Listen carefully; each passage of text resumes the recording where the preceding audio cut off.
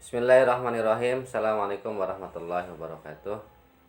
Innal hamdalillah nahmaduhu wa nasta'inuhu wa nastaghfiruh wa na'udzu billahi min syururi anfusina wa min sayyiati a'malina may yahdihillahu fala mudhillalah wa may yudhlilhu fala hadiyalah. Allahumma shalli wa sallim wa barik ala Muhammadin wa ala alihi wa ashabihi ajmain. Amma ba'd. Pertama-tama kita panjatkan puji serta rasa syukur kita kepada Allah Subhanahu wa taala atas segala nikmatnya, atas segala karunia-Nya yang sudah kita rasakan, yang sudah kita terima. Mudah-mudahan kita senantiasa termasuk menjadi orang-orang yang bersyukur supaya kita tidak disebut sebagai orang yang kufur. Salawat serta salam mudah-mudahan senantiasa tercurahkan pada junjungan kita Nabi Muhammad Sallallahu Alaihi Wasallam. Mudah-mudahan kita menjadi umatnya yang senantiasa istiqomah menjalankan ajaran-ajarannya. Anak-anakku yang berbahagia, khususnya yang kalian yang duduk di kelas 2, kita lanjutkan pembahasan kita tentang Sirah Nabawiyah, dan pada kesempatan ini kita akan membahas tentang pemerintahan Hijaz bagian pertama. Sebagaimana yang sudah kita pelajari pada tema tentang kerajaan-kerajaan yang ada di Jazirah Arab, sedikitnya di sana sudah kita bahas tentang pemerintahan Hijaz, ya, bahwa ya, pemerintahan Hijaz itu dimulai dari berhasilnya direbutnya kekuasaan daerah Makkah dan sekitarnya, daerah Hijaz dari Bani Khuza'ah, diambil alih oleh keturunan Ismail atau keturunan Adnan yang bernama Qusay, ya. Siapa Qusay? Kita lihat silsilahnya. Qusay itu adalah putranya Kilab, Kilab putranya Murrah, Murrah putranya Ka'ab, Ka'ab putranya Lu'ay, Lu'ay putranya Ghalib, Ghalib putranya Fihr, dan Fihr putranya Malik, ya. Jadi di sini Qusay ini adalah generasi ke-6 daripada Fihr. Kita tahu bahwa Fihr ini adalah orang yang dinisbatkan sebagai Quraisy, ya. Jadi nama Quraisy itu diambil dari nama seorang keturunan Nabi Ismail yang bernama Fihr. Nah, Qusay ini adalah generasi ke-6 dari Fihr, ya. Baik, kita lanjutkan untuk pembahasan kita pada kesempatan ini. Keberhasilan Qusay menguasai kota Mekah. Nah, Qusay adalah laki-laki yang terkenal cerdik dan cakap dalam menangani berbagai masalah. Jadi Qusay ini memang sudah dikenal oleh masyarakat, ya, sebagai orang yang cerdas, ya, cerdik dan juga cakap dalam menangani berbagai masalah. Pada abad ke-5 Masehi, Qusay menikah dengan Hubayah. Hubayah ini adalah putri ketua Bani Khuza'ah yang bernama Khulail al-Khuzai, ya. Itu kisahnya. Jadi Qusay ini menikahi anak ketua Bani Khuza'ah yang bernama Hubayah, yang mana pada saat itu Bani Khuza'ah merupakan penguasa, ya, penguasa di daerah Hijaz pada saat itu. Setelah menikah dengan Hubayah, Qusay berusaha sedikit demi sedikit mengumpulkan keturunan Adnan yang pada saat itu tercerai-berai dan saling berselisih bahkan bermusuhan. Nah, karena karena Qusay ini sudah dekat dengan penguasa, bahkan menjadi menantunya penguasa pada saat itu, tentunya dia mempunyai kekuasaan, sedikitnya punya pengaruh, ya, maka dia dengan pengaruhnya itu mulai mengumpulkan, menghimpun seluruh Bani Ismail atau Bani Adnan, yang pada saat itu ya keturunan-keturunan Adnan atau keturunan Ismail kondisinya sedang tercerai-berai ya. Kita tahu dulu bahkan ada yang keluar, ada yang pindah dari Mekah karena penindasan penguasa Bani Khuza'ah pada saat itu. Dan Adnan berhasil mengumpulkan ya, meskipun tidak seluruhnya tetapi besar banyak yang sudah dikumpulkan oleh Qusay ya. Keturunan Adnan ini berhasil dikumpulkan ya, dihimpun kekuatannya. Pada saat ketua Bani Khuza'ah, pemimpin Mekah, akan menemui ajalnya, Khulail berwasiat kepada Hubaya agar meneruskan kekuasaannya. Namun Hubaya menolak lantaran dirinya adalah perempuan. Ya pasti Hubaya ini adalah istrinya Qusay. Nah, pada saat ketua Bani Khuza'ah yang bernama Khulail al-Khuzai ini mau wafat, menjelang wafatnya, dia mewasiatkan pimpinan daerah Hijaz kepada anaknya yang bernama Hubaya. Nah, Hubaya ini menolak, kenapa? Ya lantaran dianya merasa lemah karena dia adalah perempuan ya. Karena Hubaya tidak bersedia diangkat menjadi pemimpin, maka Khulail menyerahkan kepemimpinan kota Mekah kepada anaknya yang lain yang bernama Mukhtarash. Tapi Mukhtarash juga menolak karena merasa tidak sanggup. Akhirnya Khulail memilih Qusay, menantunya, sebagai pimpinan kota Mekah. Nah, ini jadi Khulail ini menyerahkan pimpinan kekuasaan kepada Hubaya. Hubaya menolak karena memang dia adalah perempuan. Kemudian karena Hubaya menolak, maka Khulail menyerahkannya kepada adiknya Hubaya, ya, saudaranya Hubaya yang bernama Mukhtarash. Nah, Mukhtarash ini juga menolak. Kenapa? Karena merasa dirinya tidak sanggup mendapatkan amanah yang begitu besar ya, menjadi penguasa Hijaz ya. Nah, karena Hubaya juga tidak bersedia, kemudian Mukhtarash juga tidak bersedia, akhirnya dipilihlah Qusay, yaitu menantunya sendiri, menantunya Khulail, suaminya Hubaya, yang dipilih untuk menjadi pemimpin kota Mekah. Ya, pemimpin kota Mekah berarti di sini adalah pemimpin Hijaz. Ya, kenapa? Karena ibu kota Hijaz pada saat itu memang adanya di Mekah gitu. Keturunan Khuza'ah banyak yang tidak menerima pengangkatan Qusay sebagai pimpinan. Mereka melakukan pemberontakan sehingga menimbulkan perang yang sangat besar antara Qusay dan keturunan Khuza'ah. Nah, jadi karena memang dari awal juga penunjukan Qusay sebagai pimpinan Hijaz ini bukanlah pilihan yang utama Khulail, tetapi memang karena faktor ketiadaan kader daripada bangsa Khuza'ah sendiri ya. Ada Hubaya tapi menolak karena memang perempuan, ada juga Mukhtarash menolak juga karena memang merasa belum siap. Artinya ya, secara alami kader daripada bangsa Khuza'ah ini memang tidak ada yang siap untuk dijadikan sebagai pimpinan. Maka dengan mudah saat itu Khulail menyerahkan pimpinannya kepada menantunya yang bukan dari bangsa Khuza'ah, yaitu keturunan Adnan, yaitu Qusay.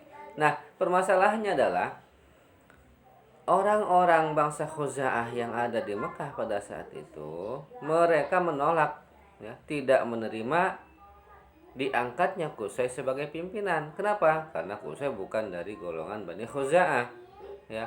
Dan mereka memberontak ya. Dari pemberontakan ini akhirnya menimbulkan perang ya. Perang yang sangat panjang, yang sangat lama, dan juga perang yang banyak menimbulkan korban pastinya.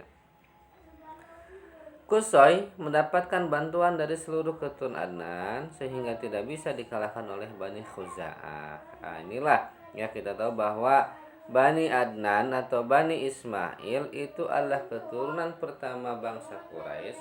Tentunya mereka ini sangat banyak jumlahnya. Permasalahannya adalah pada saat itu Bani Ismail kondisinya tidak bersatu, bercerai-berai. Satu di antara antara satu dengan yang lainnya saling bermusuhan. Nah, alhamdulillahnya ya dengan kecerdasan dan kecerdikan Qusay ini, Bani Ismail yang dalam kondisi bercerai-berai saling bermusuhan itu bisa dipersatukan sehingga menjadi aset daripada kekuatan Qusay sendiri dalam memimpin mengendalikan roda pemerintahan di Hijaz ya. Perang antara Bani Adnan dan Bani Khuza'ah berakhir melalui perdamaian. Karena kecerdikan Qusay, akhirnya Bani Khuza'ah menerima Qusay sebagai pimpinan kota Makkah dan pemegang kunci Ka'bah. Perang akhirnya bisa diakhiri dengan perdamaian, musyawarah, yang salah satu yang semuanya sepakat bahwa Qusay bangsa Khuza'ah, Bani Khuza'ah ini akhirnya menerima ya bahwa Qusay itu adalah pimpinan yang sah ya. Mereka akhirnya mau menerima itu ya, dan juga mau menerima bahwa Qusay itu adalah sebagai pemegang kunci Ka'bah ya. As-Sidanah, nanti dibuatlah majelisnya nanti As-Sidanah namanya, yaitu pemegang kunci Ka'bah. Nah, karena Qusay ini berprestasi mendamaikan Bani Khuza'ah dengan Bani Adnan, bisa mempersatukan antara mereka ya, tidak ada permusuhan akhirnya antara Bani Adnan dengan Bani Khuza'ah, maka Qusay kemudian diberikan gelar Al-Mujammi', yaitu orang yang mengumpulkan atau orang yang mempersatukan ya, mempersatukan kabilah-kabilah yang bermusuhan pada saat itu, terutama dari kabilah Bani Adnan dan juga Bani Khuza'ah. Qusay menempatkan sanak familinya dari Bani Adnan untuk mengendalikan semua urusan pemerintahan, sehingga sedikit demi sedikit akhirnya Bani Khuza'ah bisa diusir dari seluruh tanah Hijaz. Inilah salah satu kecerdikan Qusay dalam mengendalikan kota Mekah atau daerah Hijaz. Kenapa? Karena Qusay memberdayakan seluruh potensi yang ada yang dimiliki oleh Bani Adnan untuk mengendalikan daerah Hijaz ya. Keluarga-keluarganya yang satu keturunan dari Bani Adnan ini diberikan jabatan-jabatan tertentu ya, sehingga posisi-posisi jabatan-jabatan banyak dipegang oleh dari Bani Adnan, sehingga karena itu ya Bani Khuza'ah akhirnya sedikit demi sedikit mereka tersisihkan kemudian terusir ya. Sebelum pemerintahan Qusay, orang-orang tidak boleh bangun rumah di sekitar Ka'bah sebagai bentuk penghormatan kepada rumah suci. Nah, baik dari Bani Khuza'ah ataupun dari siapa itu pendahulu sebelum Bani Khuza'ah itu ya, pemerintahan Hijaz, tidak ada yang berani membangun rumah di sekitar Ka'bah ya. Tetapi ketika Qusay berkuasa, ia mulai membangun rumah di dekat Ka'bah yang kemudian diikuti oleh keturunannya. Nah, inilah ya, jadi Qusay membuat satu inovasi, membangun tempat tinggal yang dulunya dianggap sesuatu yang tidak boleh ya, karena dianggap tidak menghormati Ka'bah. Tetapi Qusay pada saat itu mendirikan rumahnya dekat dengan Ka'bah, bahkan mendirikan satu majelis yang di dekat Ka'bah, yang majelis itu bernama An-Nadwah, yang kemudian digunakan sebagai tempat untuk merumuskan perundang-undangan, mengatur tentang pemerintahan, ya, politik dan juga pemerintahan, ya, ya, itu namanya majelisnya An-Nadwah, yang kita kemudian nanti mengenalnya Darun Nadwah, ya. Itulah Qusay membentuk pertama kali An-Nadwah, majelis An-Nadwah, yang anggotanya adalah seluruh keturunan Bani Ismail, ya, pemuka-pemukanya, yang dimana dijadikan sebagai tempat untuk bermusyawarah menentukan satu rumusan hukum di situ. Baik, kita lanjutkan. Qusay membentuk majelis-majelis pemerintahan. Nah, pada saat Qusay berkuasa, beliau mendirikan majelis-majelis pemerintahan, ya, semacam lembaga kementerian kalau sekarang, kira-kira begitu. Apa saja yang dibentuk oleh Qusay? Yang pertama adalah Asyiqoyah, majelis yang mengurusi air minum rakyat Hijaz, terutama untuk orang-orang yang mengerjakan ibadah haji. Namanya Asyiqoyah, yang bertanggung jawab mengurusi tentang kepersediaan air minum. Yang kedua Arifadoh, majelis yang mengurusi makanan rakyat Hijaz, terutama untuk orang-orang yang mengerjakan ibadah haji. Nah, kalau tadi yang bertanggung jawab mengurusi air minum itu adalah Asyiqoyah, nah sekarang yang bertanggung jawab terhadap urusan makanan adalah majelisnya namanya Arifadoh. Kemudian Al-Hijabah, yaitu majelis yang bertugas menjaga dan merawat Ka'bah, yang memegang sidanah kunci Ka'bah. Majelis ini dinamakan juga As-Sidanah. Nah, ini ya salah satu kemuliaan kota Mekah, diantaranya karena ada bangunan rumah suci yaitu Ka'bah. Nah, tentunya orang yang bertanggung jawab mengurusinya juga adalah orang yang mempunyai orang yang dianggap tokoh, orang yang diutamakan, orang yang dimuliakan, ya, bagi orang yang mengurusi Baitullah atau Ka'bah. Nah, nama majelisnya, ya, lembaganya pada saat itu namanya Al-Hijabah. Al-Hijabah ini disebut juga sebagai As-Sidanah. Kemudian An-Nadwah, ya, sedikit banyaknya tadi sudah saya sampaikan penjelasannya. An-Nadwah ini adalah majelis yang mengurusi permasalahan undang-undang pemerintahan dan politik, yang mana tempatnya ini didirikan lebih awal oleh Qusay di sekitar dekat Ka'bah, dekat rumahnya. Nah, begitu. Baik, kita lanjutkan. Kemudian Al-Qiyadah, majelis yang bertugas mengurusi masalah kemiliteran dan kepolisian, menjaga keamanan negara dan rakyat Hijaz. Ini Al-Qiyadah, ya. Kemudian Al-Liwa, yaitu majelis yang mengurusi masalah panji atau bendera. Panji-panji akan dikibarkan manakala pemerintahan dan segenap rakyatnya akan pergi berperang. Panji ini dikibarkan sebagai tanda pengumuman ajakan kepada seluruh laki-laki dewasa untuk berangkat perang. Jadi ada satu majelis yang mengurusi untuk memegang bendera. Ya, jika dalam kondisi tertentu, kondisi darurat atau kondisi menghadapi musuh, maka lembaga ini dia akan mengibarkan bendera panji-panjinya berkeliling di sekitar kota Makkah. Ini sebagai tanda ajakan kepada laki-laki dewasa, setiap laki-laki dewasa, bahwa siap-siap kita mau perang.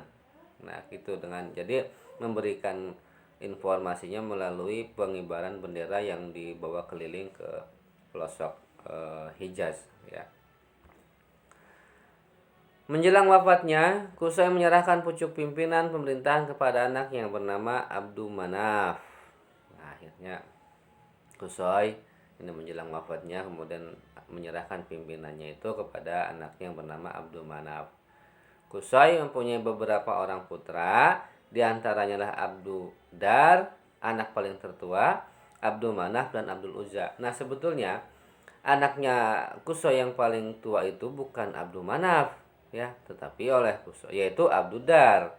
Tetapi oleh Qusay yang paling layak diangkat menjadi ketua di antara ketiga anaknya itu adalah Abdul Manaf, gitu, bukan Abdul Dar.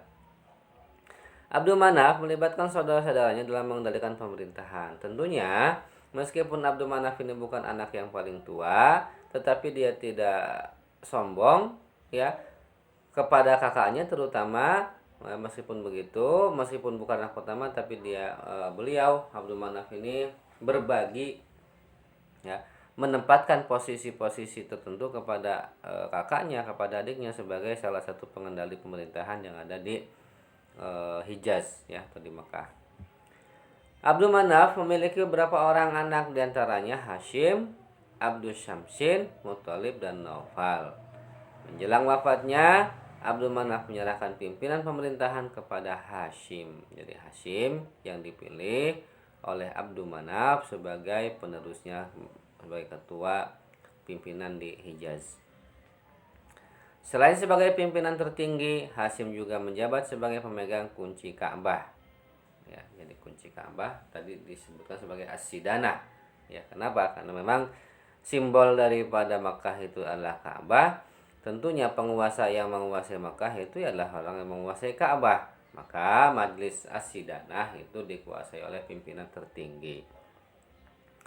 Hal ini menimbulkan rasa iri pihak keluarga Abdul Syamsin, yaitu putranya Abdul Syamsin yang bernama Umayyah. Menurut Umayyah, mestinya yang menjabat sebagai pemegang kunci Ka'bah adalah ayahnya, yaitu Abdul Syamsin. Nah, jadi siapa Abdul Syamsin? Abdul Syamsin itu adalah saudaranya Hashim ya. Nah, anaknya Abdul Syamsin yang bernama Umayyah ini tidak terima karena mestinya yang memegang kunci Ka'bah, yang mengetuai Majlis As-Sidanah atau Al-Hijabah, mestinya katanya itu adalah ayahnya, yaitu Abdul Syamsin. Ini menurut Umayyah ya. Silang sengketa ini diselesaikan melalui sidang perdamaian yang memutuskan satu kesepakatan bahwa pihak pertama harus menyembelih 50 ekor unta dan pihak kedua harus dikeluarkan dari kota Makkah selama 20 tahun. Nah, ini silang sengketa ini, ketidakterimaan Umayyah ini kemudian diserahkan ya dengan cara perdamaian ya. Hasilnya ya ditentukanlah dua pihak. Satu pihak pertama ini harus keluar dari kota Makkah selama 20 tahun. Pihak kedua ini dia harus menyembelih unta sebanyak 50 ekor. Permasalahannya, keputusan sudah dibuat, hukuman sudah dibuat, tetapi siapa yang akan dikenakan hukuman keluar dari kota Makkah selama 20 tahun itu belum ditentukan siapa-siapanya. Dan siapa pula yang diberikan hukuman atau diberikan sanksi untuk menyembelih unta sebanyak 50 ekor ya. Baru hasilnya saja, tapi belum ditentukan siapa-siapanya. Baik. Untuk menentukan siapa yang harus menyembelih unta 50 ekor dan siapa yang harus keluar dari kota Makkah selama 20 tahun diserahkan kepada seorang kahin, yaitu dukun atau tukang tenung yang dianggap terpercaya. Nah, itu ya. Jadi hukumannya atau sanksinya itu sudah disiapkan, tapi siapa disanksi apa ini belum ditentukan. Maka untuk menentukannya diserahkan kepada seorang dukun yang dianggap terpercaya pada saat itu. Maka jatuhlah keputusan kahin menetapkan bahwa Hashim harus menyembelih unta sebanyak 50 ekor. Jadi silang sengketa antara Hashim dengan Umayyah tadi, Hashim diputuskan harus menyembelih unta sebanyak 50 ekor dan Umayyah harus keluar dari kota Makkah selama 20 tahun. Nah, artinya apa? Artinya Hashim masih memegang sebagai ketua Majlis As-Sidanah atau Al-Hijabah, yaitu pemegang kunci Ka'bah. Ya. Begitu. Menjelang wafatnya, Hashim menyerahkan pimpinan pemerintahan dan juga jabatan pemegang kunci Ka'bah kepada anaknya yang bernama Abdul Muthalib. Ya. Hashim tidak mempunyai anak laki-laki selain Abdul Muthalib. Jadi Hashim ini hanya punya putra laki-laki satu yang bernama Abdul Muthalib. Nah, Abdul Muthalib inilah yang kemudian diwariskan sebagai pimpinan As-Sidanah atau Al-Hijabah, yaitu pemegang kunci Ka'bah. Yang mana kita sudah pasti tahu Abdul Muthalib ini adalah kakeknya Rasulullah Shallallahu Alaihi Wasallam. Nah, ada 10 keturunan Fihr. Fihr ini Quraisy ya pada masa Hashim. Yang pertama Hashim, Umayyah, Wauful, Abduddar, Taim, Makhzum, Adi, Jamuh, dan Saham. Satu lagi Asad ya. Jadi mereka ini adalah orang-orang atau keturunan-keturunan Fihr atau keturunan-keturunan Quraisy. Mereka adalah ketua dari segenap keluarga Quraisy pada masa itu. Jadi ada namanya Bani Hashim, keturunan Hashim, ketuanya adalah Hashim. Bani Umayyah, ketuanya Umayyah. Bani Wauful, Bani Abduddar, Bani Asad, Bani Taim, Bani Mahzum, Bani Adi, Bani Jamuh, Bani Saham. Ini adalah kabilah-kabilah yang terbentuk, kelompok-kelompok yang terbentuk berdasarkan keturunan, dan mereka semua itu adalah keturunan Quraisy, yaitu keturunan daripada Fihr. Mereka menempati posisi jabatan-jabatan yang ada di pemerintahan. Oleh karena itu, keturunan Quraisy adalah keturunan bangsawan yang terpandang. Nah, karena mereka ini menempati posisi-posisi jabatan pemerintahan, maka dapat dipastikan keturunan Quraisy ini adalah keturunan seorang bangsawan ya, yang terpandang, yang terkemuka, yang dimuliakan pada saat itu di kota Mekah. Hak-hak istimewa keturunan Quraisy. Nah, bagaimana tadi saya sampaikan bahwa orang-orang Quraisy ini adalah orang bangsawan yang terpandang dan mereka mempunyai hak-hak istimewa tertentu di dalam kehidupan sosialnya. Apa saja? Jika keturunan Quraisy menikah dengan perempuan dari kabilah lain, maka tidak diwajibkan menyerahkan mas kawin dan tidak boleh ada yang menghalang-halangi. Nah, ini jadi orang Quraisy ini laki-lakinya kalau mau menikah dengan perempuan dari bangsa lain, dari golongan lain, itu mereka sangat istimewa, tidak diwajibkan memberikan mas kawin dan juga tidak boleh ada yang menghalang-halangi ya. Hal ini tidak berlaku sebaliknya ya. Jadi kalau sebaliknya nggak berlaku, kalau ada orang luar bangsa Quraisy, laki-laki luar ingin menikah dengan perempuan Quraisy, ya, itu tidak boleh, maka harus dihalang-halang itu ya. Dan kalaupun boleh nanti akan diberikan persyaratan yang berat ya. Hal ini tidak berlaku sebaliknya dengan pengecualian laki-laki dari kabilah lain yang akan menikah dengan perempuan keturunan Quraisy akan dikenakan persyaratan yang sangat berat. Mas kawinnya itu harus besar ya. Syaratnya ini itu dan segala macam hal lainnya yang memberatkan si laki-laki untuk tidak menikahi perempuan bangsa Quraisy. Yang selanjutnya, jika kabilah lain melakukan kesalahan terhadap keturunan Quraisy, maka harus diberi hukuman yang berat. Tapi jika keturunan Quraisy yang melakukan kesalahan, maka tidak boleh dihukum oleh mereka. Inilah ya salah satu tatanan sosial yang terbentuk pada saat itu karena karena bangsa Quraisy dianggap sebagai bangsa yang lebih utama, bangsa Quraisy dianggap sebagai bangsa yang lebih mulia daripada bangsa-bangsa yang lainnya. Sehingga apa? Kalaupun orang Quraisy ini melakukan kesalahan terhadap kabilah lain, maka tidak akan diberikan hukuman oleh kabilah lain itu, keputusan hukumannya tidak ditentukan oleh kabilah yang lain itu ya. Tapi sebaliknya, jika ada kabilah lain bersalah terhadap Quraisy, maka yang menentukan hukumannya adalah Quraisy itu sendiri. Tentunya ya bisa dipastikan kalau keturunan Quraisy yang melakukan kesalahan tidak akan diberikan hukuman, kalaupun diberi hukuman sangat ringan. Tapi sebaliknya, kalau keturunan dari kabilah lain yang melakukan kesalahan pasti akan diberikan hukuman yang sangat berat. Begitu kira-kira. Alhamdulillahirabbil alamin. Alhamdulillah sudah selesai kita membahas pemerintahan Hijaz di bagian ke-1 ini. Insyaallah nanti kita akan lanjutkan pada pertemuan berikutnya. Kalau ada hal-hal yang mau ditanyakan bisa kita tanyakan di WhatsApp grup ya. Kurang lebihnya mohon maaf. Assalamualaikum warahmatullahi wabarakatuh.